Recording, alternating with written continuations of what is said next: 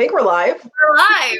We are live. I love seeing the little red box go up in the corner. I'm like, is it not live? Is it live? Hey, it is Wednesday, so that means, of course, chaos to come with Candice and Siobhan. You've seen our faces enough times, and if you haven't, I'm Siobhan. The lovely Candice is beside me here, and we are here to fill your evening with a little humor and a little bit of insight, and maybe uplift you. I don't know, because you're in Windsor, Windsor's in the gray, and we had a good conversation about how that title on its own is already really shitty because in Kitchener, it is very gray. It's been really gray. It's dark at like 3:30 in the afternoon. Yeah. So this conversation seems so fitting for this time of year. We're talking about finding your equilibrium, talking about happiness and how all of those things are pretty interchanged. And then you went on a tangent and found a word that I can't even say, so you have to say it.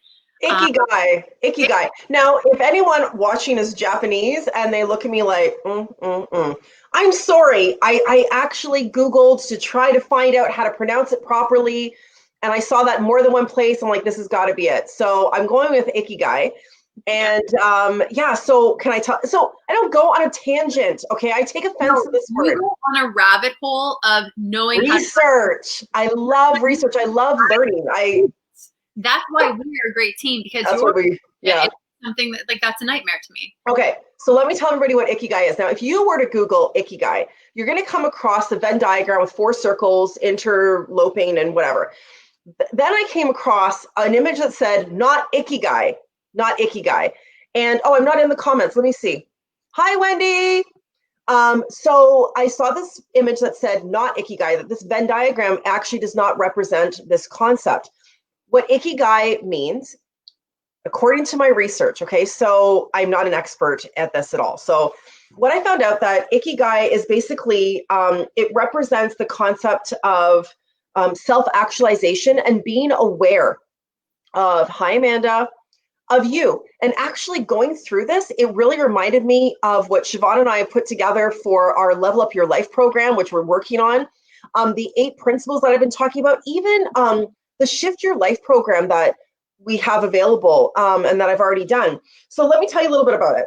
So it's really about, wait, hold on. Siobhan was like, after we talked about it, I'm going to jump ahead. When we mentioned equilibrium, so we talk about, if you see our logo, it's the infinity sign, okay? And I'm like, it's like the infinity sign, but with a line through the middle. And then I'm like, the word equilibrium just popped in my head. I'm like, I really like this word. And so I'm like, but I don't see it as a straight line. I don't know, Siobhan, do you have the picture you drew? I've got it in the other room. Okay, whatever. We'll create it. We've got a person, and maybe we'll get her to create a graphic for this. Okay, so imagine the infinity sign with a line that's got ripples. And then Siobhan's like a heartbeat. And I'm like, stop it, stop. And then she drew a picture of the infinity sign with like a heartbeat and the word equilibrium, And that's exactly what it's about. Things can't always be good and things aren't always bad. And it's like that, if you know about chakras, you've got the 3, and I know there's more than 7 chakras, but just once again, let's keep it simple. You've got the 3 upper chakras, you got the lower chakras, and right smack dab in the middle is the heart chakra. And that's where it's so important to keep everything moving and flowing. And that's what equilibrium is. So the other thing about Ikigai is embracing the little things, finding joy in the moment. If you reflect on the past, it is about focusing more on the happy times, because we create stories. In fact, I was saying to Siobhan about talking about past lives, right? And I'm like, but our current lifetime is made up of different life experiences that are chunked into almost like little lifetimes, in utero, infant, preschooler, blah, blah, blah, going on until the day we croak. And instead of looking at past life experiences, even just seeing those lifetimes as lessons and building and growing. Siobhan, do you have anything to add about that part?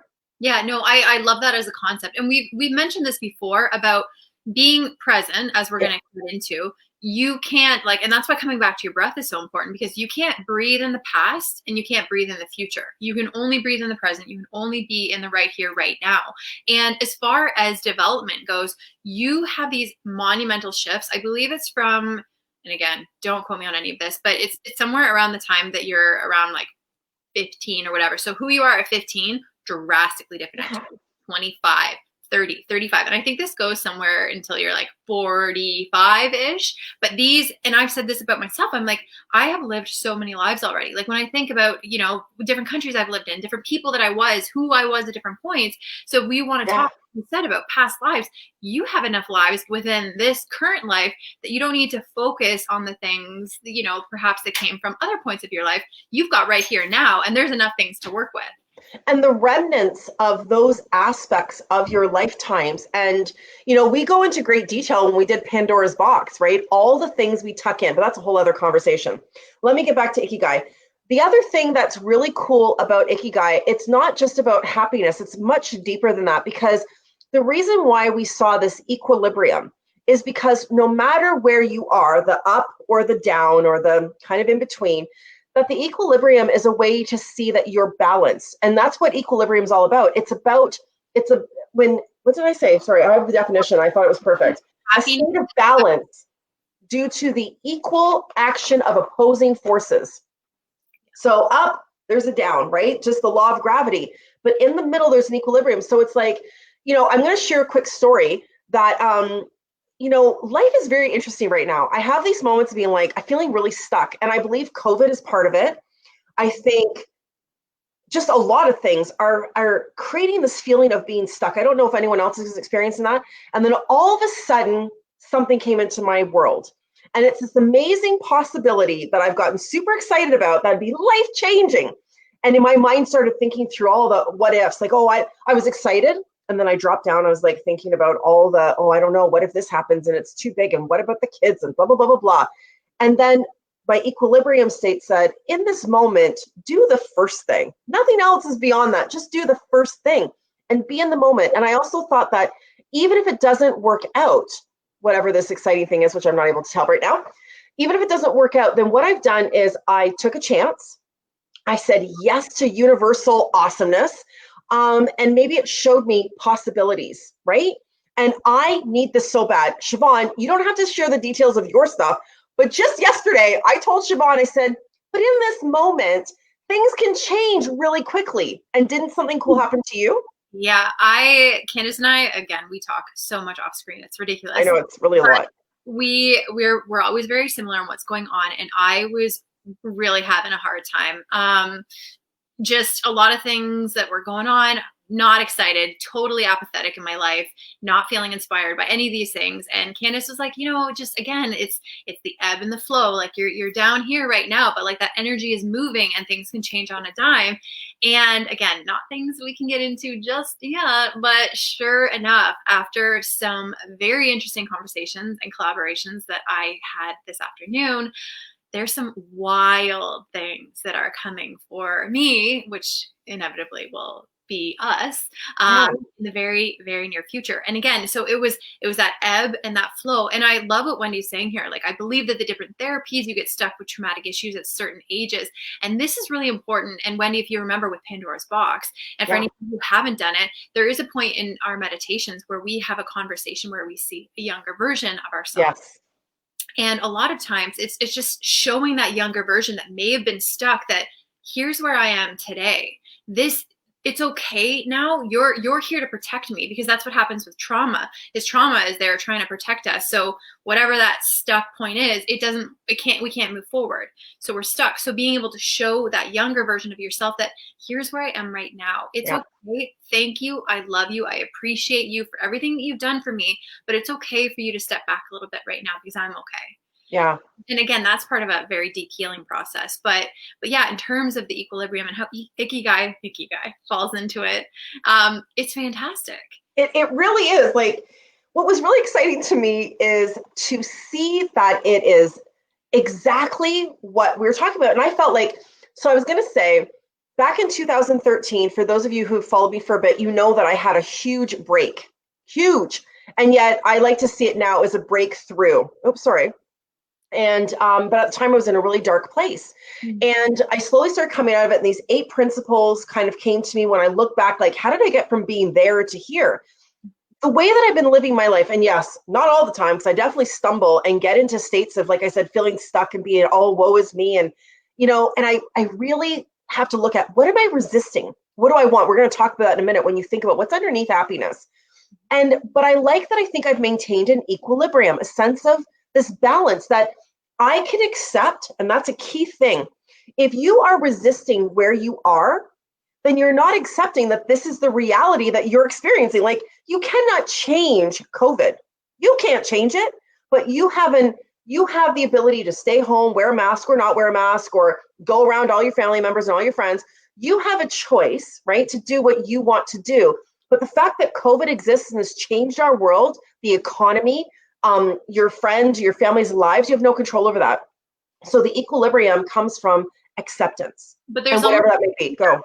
Too, because you can't change what's happening with the global pandemic, but you can change your response and your reaction to what's happening. And that's actually a very empowering place to find yourself. Because if you find yourself, and I'll use myself as an example here, in my own thing, my own misery is that I hate winter. Like, if nobody knows that yet, I am vehemently against snow. This is how I should be all year long, in a tank top, bare feet. That's my thing. And my resistance to where I currently am actually came up in my biofeedback. And it was this, I want things to be different than what they are.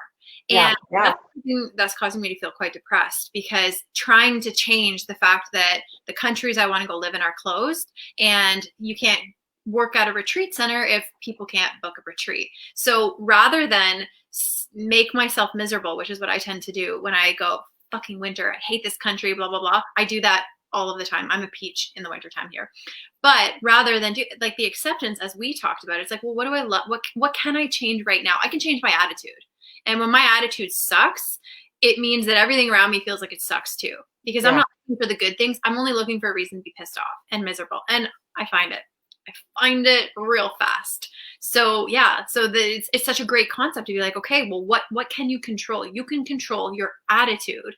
You can either have that attitude of gratitude, or you can have that attitude of dissatisfaction and misery. And misery loves company. So you will find to be pissed. Yeah. But you'll also find other people who are pissed. Yeah. And I really pay attention to that when I'm on Facebook or other social media, and about being very careful what I get caught up in, because it can drop my energy. It can make me get upset over things that I don't really want to get. That's why I hate when people post things about animals that are suffering, or children suffering, or all the crime around the air, or even with Black Lives Matter. And that was really touching for me because of my own experiences. But I didn't want to get caught up in the group, the mob mentality, because that's what happens. We get sucked in. Wendy, I'm showing this. I'm doing it. So Wendy, you're saying that you've experienced a lot of stress lately. Girlfriend, me too. You know I'm off. You choose to go back to working out. Yes, I saw how much you've been doing. I saw that you started running. Okay, so basically, since we've been doing this and beyond from before, Wendy has been like doing her workouts, her walks for like miles. And I just saw a post where she just started running. And that's because your body has built up that muscle and the capacity, the cardio capacity to take it to another level. And I hope that you don't push yourself beyond your personal limits and you take it slow to be safe. But how fantastic is that? I never thought I would be that person. Do you know what? We don't even know the damn people that we're meant to be. It is so beyond. And that's like with the experience that came up for me, or even Siobhan. Once again, I'm not sharing your business, but you even said that you're like, is this person talking about me? Right? Is it me? Yes, you. We often don't see how freaking fantastic we are. Now, not everyone's living a freaking fantastic way because they're not living with the attitude of gratitude. They don't see their happiness. Yeah. So what is happiness? Happiness seems to be what everyone's looking for. I'm not happy. Siobhan, you told a great story about someone that you knew who said, I'll be happy when. Can you just talk about, without calling out that person out, but just, because I knew you wouldn't do that, but, Conversational. Yeah. That's what my daughter would say. Sorry. Yeah, no spilling. So the conversation I had with the person, I said, are you happy? And this is a question that I find wildly profound. I like to ask this to people because it makes them think. And I said, are you happy? And he said, I guess, but I'll be happy when. And I said, when will you be happy? And he said, well, I'll be happy when I'm successful. And I said, well, when will you be successful? Well, I'll be happy when I'm successful because I have such and such. And I said, okay, well, what's the dollar amount for you to be successful? Well, I'll be successful when my children are doing well for themselves. And I said, so tell me now. Wait, the person has no children either at this point. Okay. So tell me, You're not married, you don't have children, and you're building your life as we speak. And your hypothetical happiness is only going to happen when you A, have children, and B, they're successful. And I said, but then what's success to them? Because maybe successful to your child is living in a third world country, being barefoot and living in a hippie clan, and that's success. But how is that a reflection of you and your ability to be happy today? And I said, so when will you be happy? And I said, what if that never happens? He said, well, then I'll never be happy.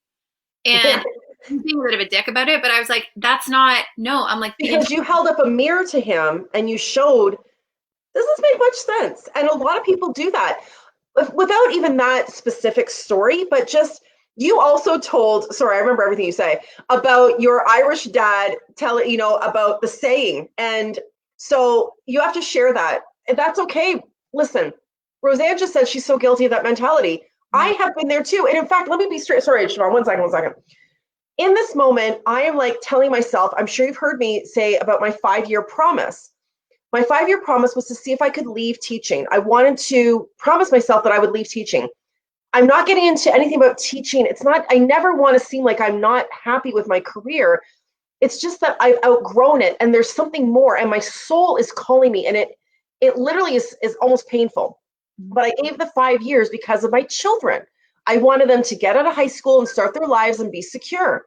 So I was willing to sacrifice my happiness. And I was like, but I can be grateful for my amazing job, the people that I work with, Wendy, and all the other colleagues that I have. My students are fantastic. I have support from my employer. It's wonderful. It has nothing to do with that. And yet there's something that's missing. So I had that same mentality about I'll be happy when, or we circle that around money or friends, or when I lose weight, or when I blah, blah, blah. In this moment, Siobhan, go ahead and tell your little Irish story. Yeah. So again, and whatever else you want to say. My dad actually watches these, but my dad shares all our stuff. So holler to my father. But my dad is fresh off the boat. He shares everything. Everything. I love this man. I've never met him. Anyways, go ahead. So Irish people have a million sayings. And one thing that he always used to say when I was younger was losers live in that classic isle, so ISLE, in that neverland called Someday I'll, I''LL. And this was such a beautiful thing because I remember hearing people who'd be like, well, someday I'll do that. Someday I'll go, someday I'll own a house. Someday I'll do this. And there's a difference between someday and I'm going to, or one day. Like there's a very big difference because someday means that it lives in this hypothetical, maybe it'll happen. But if you don't do anything to get one day closer to someday, someday will never happen. It's that's like in our upcoming, so we have a workshop coming up, Seeing Beyond, again, but this is a shortened version. It's a 2-hour workshop on January 14th. And we talk about that. We talk about setting affirmations and intentions. So I'm going to use Wendy's little post up here. Love you. And when you leave, we will still be together as I will be your assistant. She literally just set an intention that she will be my assistant. And I love that. I'm hoping, you know what? Even you saying that, Wendy, lifts my heart, first of all, that you want to work with me, that you believe in me, that we're going to be, you're going to be my assistant and helping me. Maybe you'll be part of this whole collaboration. Who knows? But I love that she's dreaming for herself, but she believes in me. Like, that's amazing. I love you so much, Wendy. You're awesome. Let's see. I just want to see what Mandy's saying here. Oh, yeah. Mandy's Irish too. Doing yoga for 4 full weeks. So you're talking to Siobhan too, who is a yogi. Girl, so many things are coming up for her. Your body's feeling much better, but mentally still have to catch up. And okay, I'm going to shut up in a second. I'm sorry. I'm totally monopolizing this conversation. I don't always do it. One thing, and then I'm done. I was talking to somebody, wink, wink, earlier today, and I was saying about maybe making 2021. Like I think 2020 has kind of been this wake up call of, oh my God, I need to like really reevaluate what's important, what I need to do. And maybe 2021 is about allowing ourselves to really really love that and really allow ourselves to grow into something different. Instead of trying to fix things about ourselves or about our life, maybe just embracing and flourishing with that, with something new and different. I'm done now. What I will say, Mandy, phenomenal. 4 weeks. That is absolutely fantastic. One thing that I always like to say in terms of starting anything new is go in with the attitude of, I just want to see if I can. Yeah. Don't commit to I'm going to do this perfectly. I'm going to run a marathon. No, I just want to see if I can do something consistently. And then it takes the pressure off. It makes it exciting. It gives you opportunity. It allows you to allow, essentially. And I really love this in terms of like, you're going, but you're waiting for your mentality to catch up. This is beautiful because what happens on a lot of time when we get into these sad, depressive states, your serotonin and your dopamine, the neuroreceptors in your brain can be depleted. And that Mhm. affective disorder, which we're going to kind of touch on. It could be for a multitude of reasons: stress, your diet, your sleep schedule, very, very important things that all add to your mentality, your happiness, all of those things, because there is a beautiful interlink. And your mind body connection, your mind and your gut connection is huge. And we could talk about this on a different day. I But know we have to. well, an interesting thing, and people don't understand this, is depression doesn't start on your head. Yeah. Depression starts in your stomach. And we can touch on this a different point, but like your microbiome, the bacteria in your stomach, is a massive cause of stress, depression. Like when people say like, you know, a gut feeling, or like we hold our emotions in our stomach. That's where it starts. And there's a very direct link between that mind body. But in terms of you're waiting for your mentality to catch up, the beautiful thing is you're doing the things now that is putting your body in a state to just have space. And when you create space, when you create room, you're starting to create stillness. You're starting to create, and whatever form of exercise, whatever movement you're doing, you're giving your body space to have different thoughts. Yeah. Mentality is not always going to catch up. Sometimes it is your body that comes first, your mental that comes second. But the thing is, the beautiful thing is, there's not one thing that's separate on its own. If you start to make a shift in one area of your life, that is going to start to transform other areas without you having, like, one area inspires transformation in another area. So maybe tomorrow you're like, you know what? I'm going to drink 1 glass of water that I didn't drink the day before. Yeah. And then the next day you're like, okay, well now I'm going to do something else. Or maybe I'm just going to take one step on a treadmill, or you know, whatever it is that your mini goals that you're trying to achieve, it's the compound effect. So taking that first step, it's the journey of 1,000 miles begins with a single step, blah, blah, blah. But like that first step that you are taking. So the first step towards yoga is the first step towards your health, is the first step to better sleep. And as you start to tweak one area, again, it's like a little web. So everything is interconnected. So one tiny change here creates a little change there, which starts eventually when you step back and look at 2021, you're like, holy shit, who was I at the beginning of this year? Because Yeah. it all started with those 4 weeks of yoga. And that led to a healthier mentality, which led to better sleep, which led to more water, which led to a healthier diet. And it's like, you might not have intended to do all those things, because if you set out to change everything, you will change nothing. Because it's You real. know, and it really does start though with up here. And we were talking earlier about, I was just saying, I know people who, there's a lot of women who really obsess about what they look like. And I was going to put makeup on. I have like a mark because I had a pimple here under my nose. And then because I'm a person of color, it totally left a spot. I'm like, I should go put some makeup on. I'm like, I don't feel like it. I don't feel like going up and wash my face off after having makeup on for half an hour. So I love that part of me. I definitely have too much weight on my body right now. I do. One of the things I'm so thankful for is that I love the shit out of myself. I do. And when I say that, I really mean it. I am absolutely imperfect in so many ways. I don't think that I ever really focus so much on, I don't know. I've always kind of had this up and down, not huge with weight, but I've kind of always been like this, probably a little bit extra. But I can't even describe to you that if I were focusing on all my imperfections physically, this is the only body I have. I can be unhappy with my day at work and come home like, I'm not there anymore. I can be pissed off at a kid, but I'm like, I'll just walk away from them for a little bit. But I can't walk away from my body.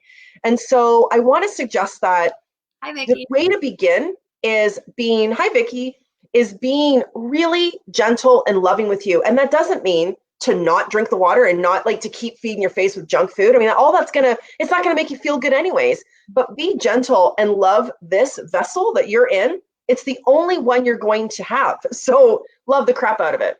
And I just want to see what Wendy said. Sorry, go ahead. your down days. Like, you know, we talked about, you know, saying like, oh, my mentality is not maybe doing that well. And again, we talk about people want to push away the fear, the anger, the discontent. It's hard to sit with those emotions, but you have to experience as the ebb and the flow to find that equilibrium. You have to experience the bad, quote unquote, to really understand, truly appreciate the good. And the really, and we've talked about these different things before, but sometimes a great activity, number one, is writing that gratitude list. So 5 Yes. things every single day that you're grateful for. It can be very simplistic, your coffee, the fresh air, whatever it is, whatever your 5 things are. But another thing that I have done is on the days where I'm feeling like 100 fucking, Benjamins, whatever, I write a letter to myself about why I feel great. What am I doing in my life right now? When I feel the best, what are my habits? I'm going to the gym every day, or however many days. I'm drinking enough water. I'm getting enough sleep. And I write these things down, and I write how amazing I feel. I've actually even at some points written a letter to myself, and it's been sealed, and it's like, for Siobhan when you're sad, for sad Siobhan. And so then when Ooh. that comes out, she gets to read the letter from happy Siobhan being like, hey, don't worry. Like, don't forget, we're great. We're really, really great. So this is, your past self being like, I know future self or current self is pretty depressed, but like, here are the reasons we're amazing. What So a great activity. We have some other activities because on January 5th, even though we haven't posted it yet, it's in the works. But on January 5th, excuse me, we are doing a free webinar, which will be something you have to register for, but it is free. And it's going to be about happiness. So if you've ever checked out our Google link or either of our websites, we've got all our classes listed. Some people have actually won free downloads of 2 of our mini classes out of the 3. And one of them is about happiness. And so we're going to present a webinar about happiness, and we have some activities, so I don't want to give them away, but I want you to start thinking about what is happiness to you. And that's one of the things that we're going to be doing when we discuss that. What is your definition of happiness? So I've heard it said that happiness is a choice. Happiness is a choice. Basically, everything is a choice on, as we mentioned at the very beginning, how do you choose to view your life? As we kind of wrap it up, going back to Ikigai, it's about finding life satisfaction by doing things that you love to do. You can't always do what you love to do. I'm really enjoying going for walks. Today I was like, hell no, it's freezing cold and snowing all over the place. But on a different day, I'll get out there. So do what you love and make sure that it aligns with your values. Okay? So when you do the things that align with what you value in life, you're going to find this sense of calm and peace. The other thing is purpose and gratitude. So be hopeful in the present. Have good about this moment, and then look to the future with an idea of infinite possibilities. Don't tell yourself it's not going to be good. Imagine that your future is based on how you feel right now. So you don't know what's going to happen. Siobhan and I found that out because instantly things change in an instant for both of us within a day of one another. How insane is that? It's crazy. The other thing is finding ways to be creative and transformative in your life. Don't wait for things to happen. Don't wait for, well, when this happens, and don't put it on money. Okay, this is the last thing I'm going to say. So maybe not, but almost. So the other day I happened to come across a couple of movies on Netflix. So I'm going to give some Netflix credit here.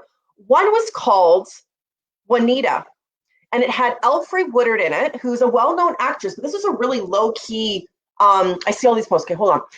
It was a really low-key movie, and it was awesome. She just ups and leaves one day, which is my dream, takes a bus to Butte, Montana, which she never heard about, and her life changes. Then I think it was last night I watched Last Christmas with Queen Latifah and LL Cool J. It was fantastic. She thinks she's about to die, so she ups and leaves, moves to Germany, and has this whole different life because she said, fuck it, I'm going to do it. Okay, let's see. Okay, let's see what Connie has to say. Connie says, hi, Connie, we love you. Hey, girl. My reason for being has always been my girls and then the grandchildren, the kids that came to me for childcare. They've grown up, don't need me anymore. For the past years, I've been searching for my happiness and purpose. I will listen later. You keep freezing. Oh, that's poopy. That's very interesting. I don't know. Do you want to say anything about that post? Because I have thoughts in my head. Yeah, well, it's funny because another thing that we started speaking about earlier is I did a post back in the summer about a conversation about passion, purpose, and point. Oh, yes. And this was really big for me because I found so like anytime and I suffer with depression and it's runs my family. Everybody's depressed, everybody's on medication. I'm not, but that's just a personal choice. But anytime that I've gone through periods of wildly discontent, apathetic, completely unhappy, depressed, like all of those things, it's because I've come so far off my path that I'm so out of alignment with my purpose. And my purpose will constantly shift because I'm constantly growing. My purpose grows as I grow. But if I find myself too far out of alignment and I'm not doing things that I'm passionate about, Yeah. and I'll write down, like, what am I passionate about? What makes me happy? I write those things down. So when I'm not incorporating enough of those things, I start to lose sight of, like, what am I moving towards? What is my point? Well, my point is driven by my passion and my purpose. So I have all of these things that I'm really passionate about. My purpose is the things that I'm called here to do. And those two things together give me the point for why I wake up in the morning, why I'm not waiting for Fridays, why I'm not trying to drown myself in alcohol, despite the fact you see me drink a lot of wine and Netflix, like all of those things, why I'm not doing those things. And when I stray too far off and I'm not looking at what I'm passionate about and I'm not following the things that I know that I'm here to do and my contribution, I literally go, what the fuck is the point? And I have the existential lying on the floor crying experience because I'm like, I don't know what I'm doing. And it's like, no, you do know what you're doing. You've just strayed so far off doing things that you're not passionate about, that you're not called here to do, that you don't feel inspired anymore. And when I'm not inspired, I get a little bit depressed. I find it really interesting. I love that we are real, raw, and resilient because someone actually asked me a while ago about, was I ever worried about how I share so much of my real stuff that people are like, why would I want to work with you? You probably fucked up. I'm like, no, I'm not. I'm pretty fucking awesome. I'm listening to you, and you and I both have a way that we live our life. We have a strategy. And I've said, I get you on track so you never go back. And we feel that, we are here to create a ripple effect on humanity by being agents of change, living our life, embracing vulnerability with compassion and courage, So, and it's like, it doesn't matter where you are. If you want to have some tools in your toolbox for getting yourself on track, the thing is, you have to have patience. I have been working on myself with purpose for over 5 years. I needed to. I was at a breaking point back in the day, and something shifted in me, and I will never go back to who I was. Just like Siobhan, I fall off track sometimes, but I get back on because I have strategies that are my go-to. And I want to say kudos to Siobhan for sharing about depression. A lot of people don't want to say anything. I suffered from anxiety, depression, all kinds of crap. I put it out there all the time. But it's about being real, and that's what we do in our Candid Conversations. And I also wanted to say that, what do I want to say? I don't know. Oh, that I think that what we might be doing soon is inviting people to join us in Candid Conversations. Mm-hmm. So we don't want to do it like interviewing. We don't want to just sit and have the person just talk.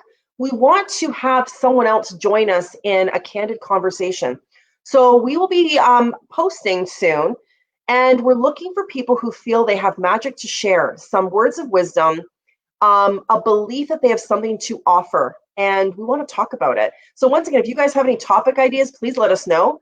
I think we need to do mind-body connection. Siobhan, what you got to say to finish it off? Yeah, just to finish it off is, again, we love that you guys have tuned in, and thank you so much. Our call to action for you is, it is very taboo, let's not make it that way. Let's embrace it. Woohoo! But our call to action for you is, please share this. Yeah. If you know somebody who's like, I really like to listen to these girls, they're, kind of catchy, I like the stuff that they're talking about. We want to have a bigger audience, and we are putting a lot of our love, effort, time into creating things so that we can help other people, because we're very passionate about that. So we've got a free webinar coming up. We'll post the date for that soon. We would love to have you there. We would love you to bring your friends to share it with us. We've got our Seeing Beyond. So if you haven't done that, that's going to be a phenomenal online event we're doing January 14th, and we want you to be there. Tickets are on Eventbrite, $25. I also want to congratulate Roseanne Denny, if you're still in here, for being the winner of the 1 hour relaxation or chronic pain massage with Brooke Harrison.